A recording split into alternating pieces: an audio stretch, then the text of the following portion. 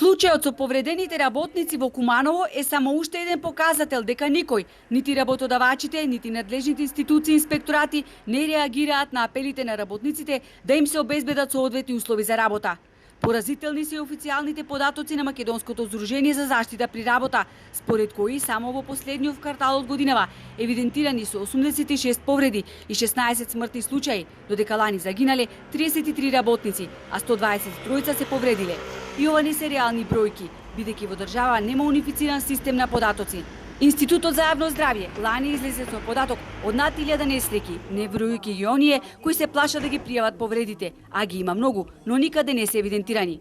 Говори ли ова дека и после 11 години од донесување на законот за безбедност и здравје при работа, истиот не функционира. Па кога гледаме дека имаме голем број на повреди и несреќи при работа, имаме непримена на законот за безбедност и здравје при работа. И исто така и тука мораме да го спомнеме и надзорот на државните институции. Државниот инспекторат за труд има само 36 инспектори на ниво на држава, што не е доволно, затоа малкумина понели и кривична одговорност, велат од Здруженијето за заштита при работа. Но неофицијално вистината се крие во тоа што работодавачите ги подмитуваат инспекторите, оти казните се огромни, а работниците молчат одстравдани ја изгубат работата.